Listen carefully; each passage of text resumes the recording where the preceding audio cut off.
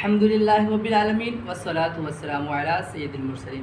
امام محمد بن سیرین رحمۃ اللہ علیہ فرماتے ہیں، مجھے بتایا گیا کہ ام المؤمنین حضرت سودا رضی اللہ تعالیٰ عنہ سے پوچھا گیا کہ کیا ہو گیا کہ آپ نہ حج کرتی ہے نہ عمرہ؟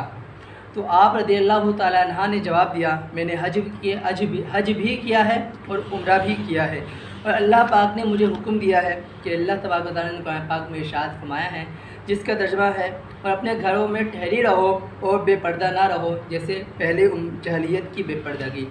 تو آپ رضی اللہ تعالیٰ عنہ فرماتی ہیں کہ اللہ پاک نے مجھے حکم دیا کہ میں گھر میں رہوں، تو اللہ پاک کی قسم میں دوبارہ گھر سے نہیں نکلوں گی۔